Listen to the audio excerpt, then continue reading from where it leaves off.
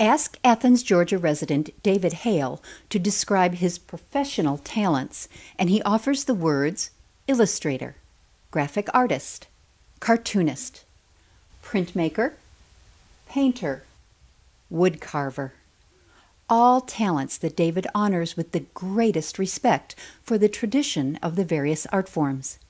Yet, ask the world about David Hale's talent, and the answer returns with one singular response: a tattoo artist of the most remarkably artistic kind. I've been interested in tattooing since I was about 13 years old. What stimulated that? The big thing that kind of sparked it was there was some album art that on the interior of the album was pictures of all the band's tattoos, and they were like the first more skillfully executed tattoos I'd seen. I was blown away. It was amazing. There were drawings in skin as far as how I saw it. And so then I started drawing tattoos on myself, and I would draw tattoos on friends and things like that. Using real needles and ink? No. This is just with markers and everything. Okay. I never did the stick and poke home tattooing right. or anything. I was never that extreme. So what was the first tattoo that you ever drew? Do you remember that? Well, I drew the first full finished tattoo design that I didn't tattoo. I have on my back. I drew when I was 17 and got the day I turned 18. And then. And can I ask what it is of? Yeah, it's a sun. It's a black and red. It's heavily Pacific Northwest indigenous inspired, and it's really similar actually to what I do now, surprisingly. And so I drew that, and I took it to a tattoo artist and got it tattooed on me. You said you waited until you were 18. Did your parents not want you to do it? Is that why? No, legally I had to wait till I was 18. My parents they knew there was no stopping me from. They knew me well enough by the time I was 18 that no is not the best way to to prevent me from doing something. And they knew, and they were comfortable with it. I wouldn't have done it if they would have been upset by it. So you didn't have to hide it? No. I went home and showed my mom. It was hilarious, actually. I played tricks, on my parents, and so my mom, she thought I was making it up. She thought maybe I had somebody draw it on me or something. And it was all red, and I just got in it, and I showed her the card from the shop and all of that, and I remember showing her, they had given me money for my birthday, and I showed her how I'd spent some of the money on the tattoo, which I was looking back, I was that was kind of bold. But anyways, the only way she would believe it was a real tattoo was she wanted to lick her thumb and try to wipe it off. And I was like, Mom, that's going to be terribly painful. And that was the only way, and I finally gave up and was like, okay, just only do one little bit so you can believe this thing is real. How painful is a tattoo? It's hard to measure, pain inevitably is. It's like they say that the whole scale of 1 to 10 is completely arbitrary. Right. And it's completely different for every individual, and it's different from location to location. So there's no easy way to quantify it. Every time I get tattooed, I'm surprised by how much it hurts and amazed that as many people come get tattooed by me and endure the process. Every time I'm just like, I can't believe I do this to people. When do you decide that this is something you would like to do as opposed to letting other people, just having other people do it to you? When I was 18, I was considering being able to do it myself, and I'd go in the tattoo shop and talk about how they design tattoos and things like that, and I would draw tattoo designs, and I started drawing tattoo designs for my friends. And so I started really considering it around that age, towards the end of high school. And then in college, I got tattooed, and I'd go into tattoo shops, and I talked to people about apprenticing then, and luckily I got some sage advice to finish school first, and I'm really grateful that I did that.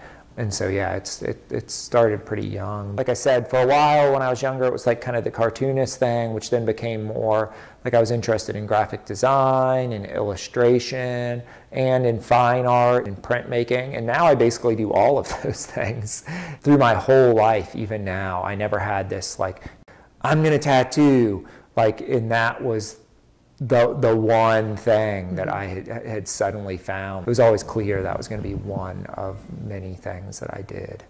I'm very good at developing systems of working, yet once they become systematic, I start dismantling them and using them for something else. So a lot of the art mediums evolve like that. I find if I get comfortable with one thing, it's like I start injecting, it's like a tidal pool that I've got to bring fresh water into, that I'll try, now I'm going to do wood carving or things like this. Do you get bored easily? No, not at all. I get interested very easily. That's a great way to put it. Yeah. So immediately when I graduated from college, I was ready when I was done to move on to this tattoo apprenticeship, which was a lot like going to grad school for me. So moved to Cocoa Beach, Florida, and I began a tattoo apprenticeship. I think I was there only 6 to 7 months. I did all the mopping the floors, cleaning up, did all the grunt work, and then right when I was supposed to start doing my first tattoos, I really realized that I couldn't stay in that environment. It was still a tattoo studio. Like, it was still very much a business. He wanted me to learn kind of in the traditional manner. They had spring break clientele and all of that. And it was going to take me to sacrifice a lot of my artistic integrity, really, to work there. And part of me finishing was that I really would owe it to him, once I started tattooing, to work there for a few years, and realized I couldn't commit to that. And so because the tattoos were going to be too mainstream, too... Yeah, to kind of, right off the wall, and the environment was, it was a business. And for me, from that time I was 13, when I saw those tattoos, there was something that inherently I registered as sacred, basically, is the best way to put it. And that's just how I had approached art generally, that the monetary aspect was secondary and just a means to support the much deeper aspects to the work. And that tattoo studio, and it's not that it was a great tattoo studio, and I learned so much there, but the general environment is practiced as a very commercial business about getting people in and out of the studio, and that is not what tattoos were to me, and it's not what it is now. I realized I couldn't keep my artistic flame alive while being in that type of setting, so I left, and I ended up, I thought maybe I wouldn't tattoo. I wanted to give up on it. It wasn't what I had expected it to be, seeing it, going to tattoo convention and seeing, I couldn't find anyone doing it the way I was interested in doing it. And at that age, I didn't know how to go into that and blaze my own path entirely. And so I moved a bit and made a living. I was already then, I'd started selling my art when I was in college, and while I was apprenticing, I was supporting myself off my art and everything. What kind of artwork?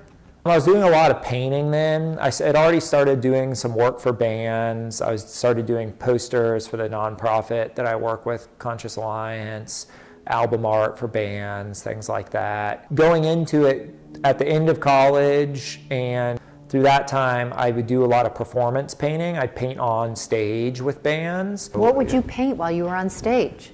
Mostly birds and things that the same type of image. Yeah, totally, yeah. And I took it very seriously. I was only been 19 or 20. I did my first painting on stage with a local band. And are you taking inspiration from the music they're playing? Yeah, inevitably you get inspired by it, but it's a lot like what I would tell people. What I would do, I'd have a prepared canvas, a sketch, an idea of what I was going at, a thought of maybe what it would look like at the end, maybe imagery plan for it, and then I'd start from there. I was adamant, in whatever an hour and a half set, I was going to make a full finished piece of art. It's kind of the Bob Ross lineage of watching Bob Ross do those paintings on TV for so long when I was a kid. Really? Yeah. That's interesting. I love Bob Ross.